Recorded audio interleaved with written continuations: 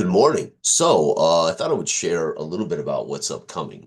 Um, um, this morning I played my first recorded session of Go Golf, Big Countries Go Golf by Dale Branham. Unbelievable. I posted the video unlisted so Dale can watch it and make sure I'm doing it right? Because I don't like to post videos where I do things wrong, right? Especially when it's a tutorial video, right? The reality is I had some questions about how to read the dice for scoring, but the game itself, typical. I said this to Dell already privately, and I talked about this in the Holy Grail video. That Dell's use of abstraction and simple dice mechanisms with just enough details in the rules absolutely liberate my imagination. And he does this, in my opinion, better than any game designer that I've played. And I've played them all. Jeff Downey's stuff. I mean, you name it, I've played it. And I like them all, of course. And some of my all-time favorites, Game Winning Drive Football is it's still a desert island game for me. But some games, and this is just a matter of preference. Some people like all details, right? They want all the little details of they want the minutia. They want the step-by-step progress of passing the ball, or they want to know exactly who's passing and who's receiving, and they want to see the defensive matchups, and all that's amazing, especially if you're playing competitive games. If I'm playing head to head against somebody, I prefer it would be a game that has these elements of strategy, like pay dirt, Stratomatic, status pro football, right? Again, I can't speak to Apple. I've never played Apple head to head, but one time in my life, and I don't recall because it was the basic game. I don't recall how how much there was this chess match between the two players. But my point is, I play 99% of my gaming. I play alone. I play solitaire. That's what I prefer. This is how I burn stress. This is how some people like to sit and read for hours on their Sunday. I like to play tabletop games and I like to do it in private. I mean, obviously I share videos, so I like to share it, but I'm not interested in necessarily the social interaction of competitive tabletop gaming, right? I was as a kid and I was surrounded by friends and that's part of it, but now I enjoy tabletop sports gaming for a whole other reason, right? It's to see the competition, and therefore I like really not having a lot of impact. I like to roll the dice and see who scores and who's dominating running the ball or who's hitting buckets from the 3-point line, whatever the game. And I don't know. I get the sense that most of my peers, at least most of the people I actually speak to via comments or Discord when I'm on Discord, I get the feeling most people are similar. Certainly, if they're older adults, right? Unless you have kids that you can share these things with, then there would be that head-to-head component. There would be that competitive component. There would be that strategy component. But most of us, I think, it's a hobby that probably isn't as social as it once was, right? Except for sharing on the forums, sharing in Discord, sharing on YouTube, or well, email chains, however you go about sharing your replays, etc., right? And so that's a big part. It's still social. We still share it, but I think we like to play these games our own way. We like to play them ultimately, solitaire. But there's still games that really drill in, and I think there are people who really need that. There are people who really need to know why a pass was completed, who was in coverage, and why it was caught. They need that. And then there's guys like me that the more abstract something is, the more I have to make sense of it, the more my imagination is liberated, the more I literally am liberated to visualize in my head exactly what happened. And this morning, I've played only one golf game. I've played only one tabletop golf game in my life. Okay, so I can't speak to History Maker Golf. I can't speak to all these other great games. And I know there's a lot of great golf games out there, tabletop golf games, PC golf games as well. I've literally never played a tabletop or PC golf game outside of Tiger Woods, you know, button mashing golf, right? On the Wii and on the PlayStation 2. I played some old Tiger Woods, EA Sports Tiger Woods button mashing golf, which were great fun, but video games. I don't consider PC games video games. I consider PC games simulators. When I talk about PC golf, I'm not talking about video games. I'm talking about PC representations of great tabletop simulators or games that could be great cup if they were on the tabletop. Okay, something based on probability, stats, etc. Not on video game physics and button mashing, timing, and all that nonsense. Okay, not to knock those. Again, great. My point is, so I have read Dell's, when Dell was sending me the proofs for his book, I was reading through them and if I didn't see anything that needed to be criticized or fixed, I allowed Dell to work through it himself. And I play tested the game one time when he first sent me the docs, I want to say a month ago, 2 months ago. I sat down quickly and just play test the mechanism to make sure everything worked. But that was it. I did not spend um, Dell's games are the mechanism that Dell uses. All you need to do is play test a few games or play test for an hour or so, and the mechanism is either going to work or not work. And if if the results based on the mechanisms are accurate, that's it. There's no further concern with whether there's something wrong with the mechanism. It would only be, is the mechanism giving us the results that represent the sport, right? And his football game, uh, again, blew my mind. Its abstraction and the simplicity of it defies how it inspired my visualization of the sport of football. I've said before, when somebody creates something that's so abstract that it actually changes how you look at a sport. And Dell's simple football game changed how I abstractly view the sport. We're so accustomed to viewing the sport linearly. We're so accustomed of looking at the sport through, you can't erase 55 years of exposure to pro football. I'm 55. So I've been exposed to football since I was 8, really. So, okay, so for 46 years, I've been exposed to football, tactics, when you punt, why you would go for it on fourth down, whatever, all those things that we just take for granted.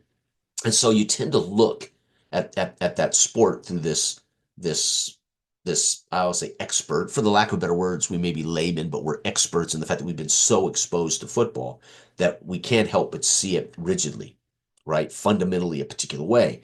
And when somebody puts something like full on football in front of me and says, no, dude, it's one roll. You either move forward or backward. You got to make sense of why the ball went backward and how they got the ball there. And you're like, well, that's not enough. Where are the training wheels? Where are the edges to keep me from my bowling ball from going into the gutter? And I love the fact that Dell's like, football, imagine it, you'll figure it out. Well, my first instinct was, holy cow, this is amazing, but I'm going to put in a table that's optional to give people that answer for what kind of touchdown this was, or why they scored a defensive touchdown, or why it was it a punt, was it a turnover? And I thought that would help people have an answer decided by dice as opposed to them having to come up with why I went back 30 yards and it ended up with them. They ended up with the ball at my 10. I kind of want to know why.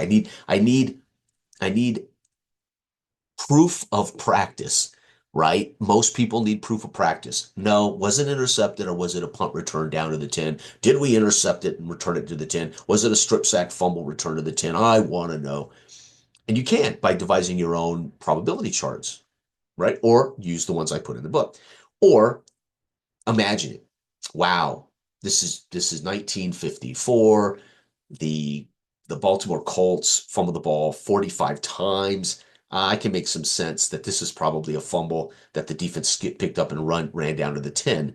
And I can tell that story in my head, and it makes complete sense because the Colts fumbled the ball 45 times, lost 31 of them, whatever. I'm just pulling that as an example. Don't look up the 54 Colts to look that up. I have no idea. I'm just saying what if. Or I'm playing a quarterback that threw 21 interceptions and seven touchdowns in 1963.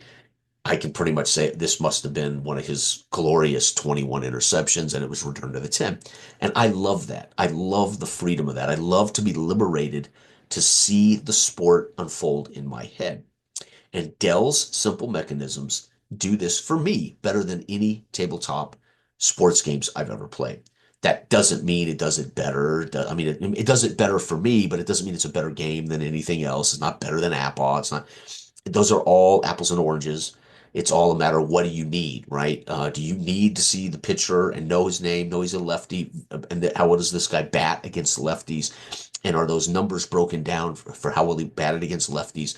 Because that's important to sports gamers. That's important to replayers.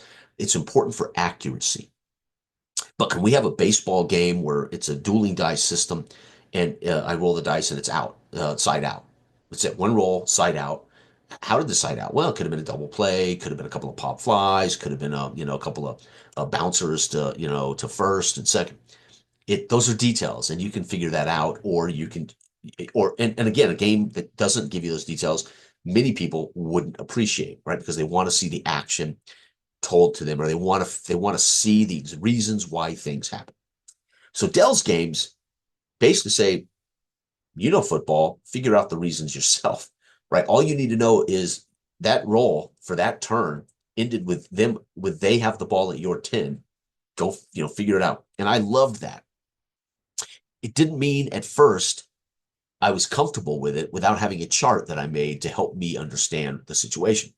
I now don't play with that chart at all. I've said it before. I did the game the other day. I did the Super Bowl III video. And if you haven't watched my Full On Football 1968 Super Bowl III video, I do not use a chart. I literally make sense of the results narratively live.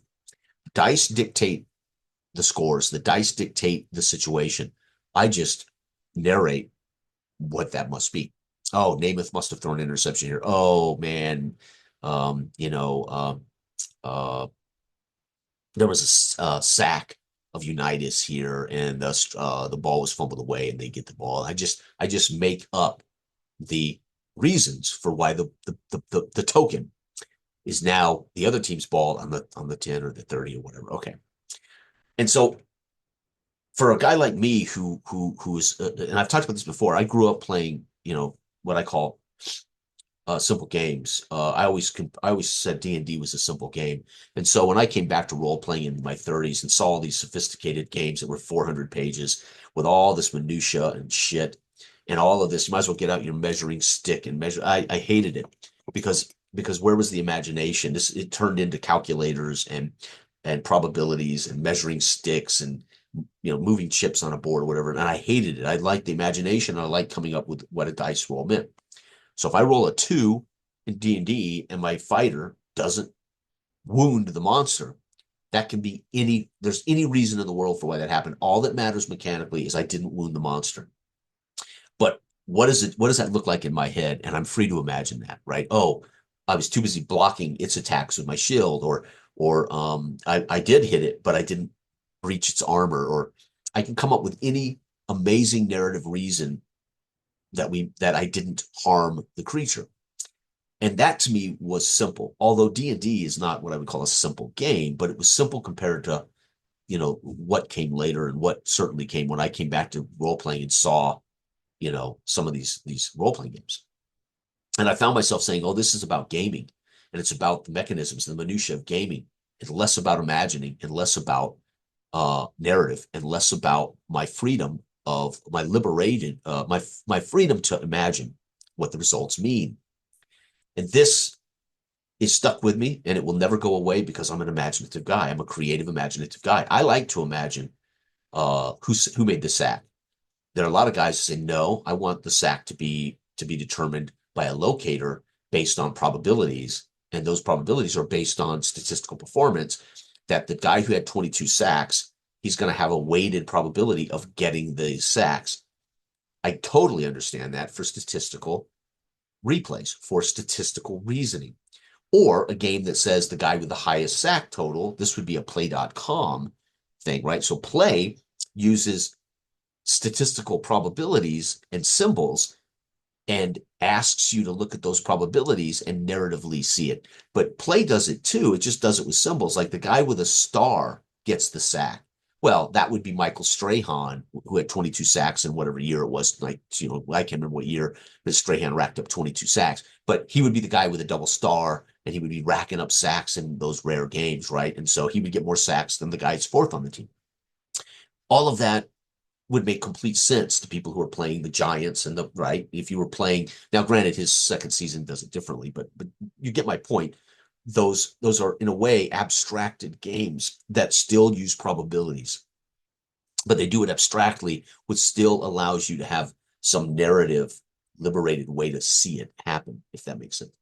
So my point is, so I have play tested his golf game just to make sure the mechanisms work properly, the probabilities work properly, and then that the results that he would point to made sense. But I had not played a full, 18 holes. I had not played a full tournament. I had not play tested every possibility. And I certainly hadn't scrutinized how the dice results are scored. So this morning I got out the game and I said, it's time for golf. And I played, I made my 4 characters, I made my 4 golfers, and I played this 18 holes, unbelievable. And again, his mechanisms liberate me to see these characters. They liberated me to see the personalities and how they are playing golf and how they are. And these are fictional, which is part of the remarkable part, right? Is if I make Tiger Woods, then I have images from television in my head. Or if you've been lucky enough to see Tiger Woods, when you've seen golfers on TV or grew up watching golfers on television, you have an idea of their mannerisms and their personalities and how they might handle, challenges, etc. And or read books, your favorite books about golf or whatever, right? So, but my point is, uh, its mechanism liberates me to visualize the day, to visualize that hole, to visualize that sequence of action. And that is something that the way I like to game, appreciate more than if every piece was simulated. So for instance, I've seen a couple of videos on, I think it's Apple Golf, and it's like watching accounting videos. You're measuring this and so these squared. It looks like work. It looks tedious. It looks boring as sin. But I'm sure it's accurate, and I'm sure it creates this sense of real replay of that we really are seeing these golfers execute on these courses, and that's fine for some people, not so fine for me. But uh, reminded again of how Dell uses dice abstractly. His abstraction and use of dice creates complete narrative freedom. And that is something I love. And you'll notice I took Apple and I went with Simple Solo charts to speed up play. But I also went to Simple Solo charts for Apple football so I could look at those glorious cards, visualize those players from what I've seen in NFL films or what I watched growing up or whatever. And I felt I removed a lot of the little pieces that got in the way of me seeing all the results instantly. Is Apple better with all the minutia? Is it better with all the charts? Is it better with all the tweaks? Is it better with all the shifts? Is it better with all the bells and whistles? Yeah, as far as accuracy, depth, head-to-head play, strategy, value. But is it more conducive to a narrative where I'm narratively visualizing every result? For me, the more crap that gets in the way, the less I'm actually involved in the game. I find myself being a game player, going through the minutia mechanisms of the game, and I'm far removed from being in 1954 on a muddy field in the rain, watching Unitas work the ball down the field against the Chicago Bears. I don't care how accurate the charts and results are if they take me away from being in this headspace. But I want the accuracy. I mean, I obviously want to know I'm playing the 54 Bears against the 54 Colts. That's paramount. Or why are we playing these teams at all, right? So anyway, I just wanted to say that I got to give Dale credit. Somehow, some way, Dale recognizes the dice are the narrative, and the dice result can be quite simple. The dice results still have to mean something. Hey, if you roll under 2, it means there's a birdie, right, or whatever. Whatever the rules state, that's a birdie. Well, then that dice result equals a eagle or a birdie or whatever. So that doesn't change. That's why it's a game. That's why it matters, because it's the mechanism is not ambiguous, right? The mechanism means something, but all the details and the simplicity of that one roll allow me to visualize exactly what's happening. And I can't speak enough to that kind of game design, right? There are games that are just score generators. You can imagine in your head, what that, but then you roll the dice and it's okay. The Raiders won 28-14. It's over in about 15 seconds. And what I end up having is an instant result that becomes relevant to what my greater goal is, which is watching teams move up and down the standings, right? So when you're playing a score generator game, you're looking to watch the ebb and flow of teams move up and down the standings through the course of the season, right? You're not trying to determine how many touchdown passes Dan Marino threw in this 35-7 victory over the Colts. It's just that 85 Dolphins scored 35 and held the Colts to 7. And we got a win for the Dolphins. We got a loss for the Colts. And, we're watching the Dolphins go through that season quickly. So you're looking for a different kind of narrative, right? And then, of course, we've got games that provide these little details like Jeff Downey's games to me, right? They're like the fine line between instant results, but giving you a little context for story, right? Through just a few little things on those charts, like ultra quick boxing. It's ultra quick, but there's just enough charts and enough going on there that we can start to see what the boxing results, look like, right? And that's probably the sweet spot for me with actual replay sports games. Fast, accurate, right? And just enough detail and context that I go, oh yeah, this is the 85 Bears, right? Momentum football, good example of it being scored by, a possession by possession football game, but its attention to who's catching passes, who's catching those touchdowns, who's fumbling the ball away, who's on the field with simple dice checks, gives momentum football that little bit more detail and context. So you take game-winning drive football and momentum football, the mechanism is almost identical. Game-winning drive gives you enough details to imagine. Momentum football says you don't have to imagine Marcus Allen scored that touchdown, right? It tells you right on the chart, Marcus Allen ran it in for a touchdown.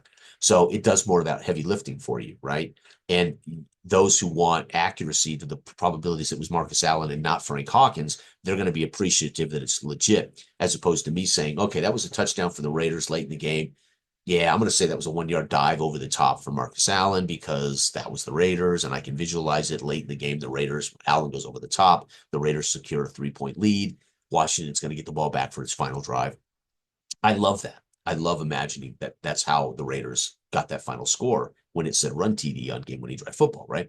Marcus Allen must have broke off a run or went over the top or whatever. Okay. So, and this is the beautiful thing about tabletop sports, right? Some games, right? I'm going to call a toss, right? I'm going to call inside right, Marcus Allen, back to Stratomatic, and you're calling run defense. And we're going to make the modifiers. We're going to flip the cards, and we're going to see, the center versus the D. Center's +3. You have a hole at D, +3. Marcus Allen, I flip the card, +4 because you're keying him. Eight is 2, +3, 5 yards. Marcus Allen goes off the butt of the center through a hole, a gaping hole that you're a gap, an open gap. And Marcus Allen, with the help of the center, gets 5 yards off inside right or inside left. There is no doubt in Status Pro. I am calling a play, looking at my line, looking at your front three, your 3-4, right? And knowing that there could be a chance I'm going to hit that hole, that D window hole with one of my +3 linemen, and Marcus Allen's going to get at least, he's a -1 on 12. Even if you key him, I'm going to get at least 2.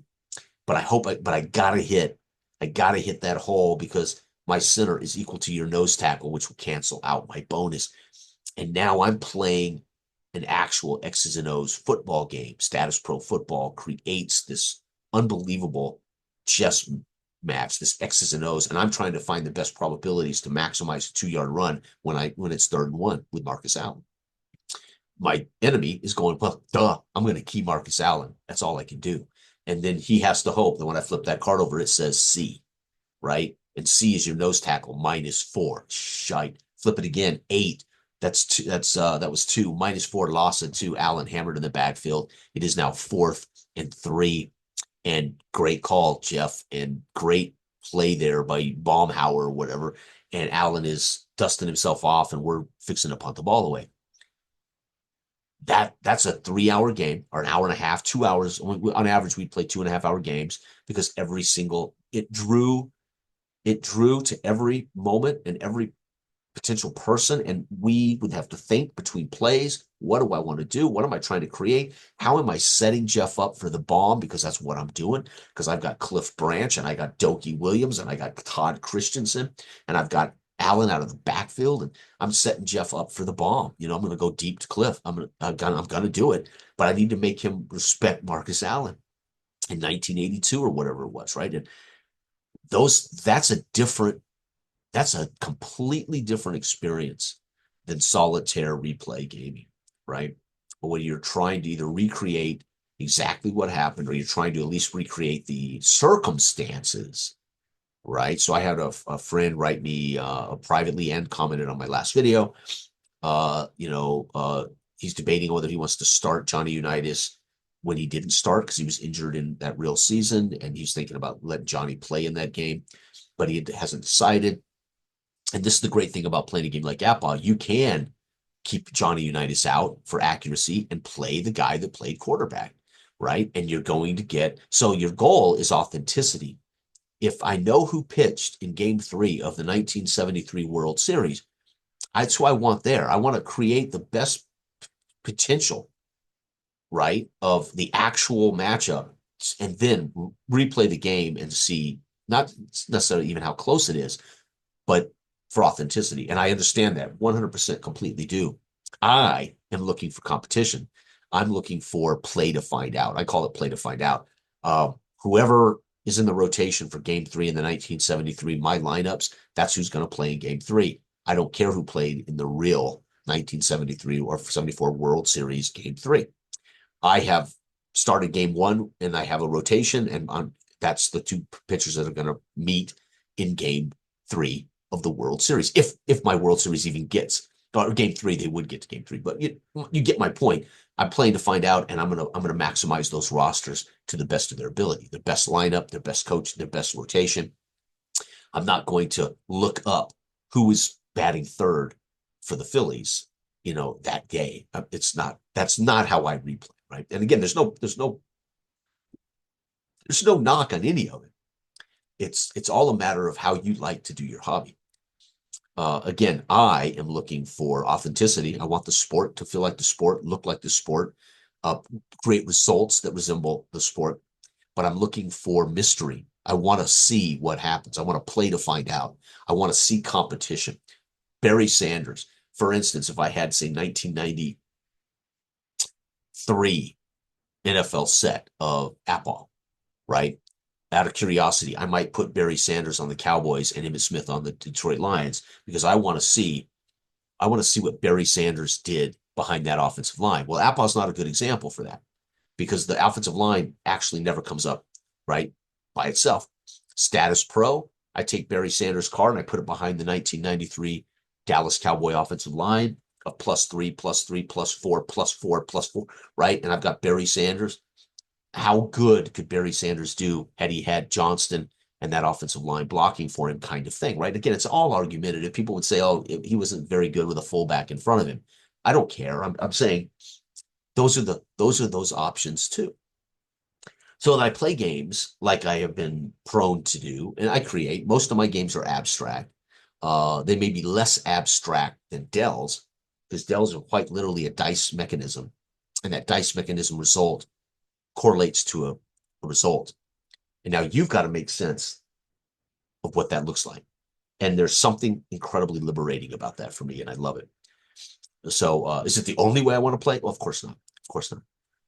But boy, Dell, he's just a master at getting the probabilities of simple dice matchups spot on, correlating those dice probabilities to results, but then getting the hell out of the way for me to play and imagine. And I've got to say, it's a wonderful option to have. So, all right, everybody out there, have a wonderful week. And hopefully everybody's happy and enjoying your hobby.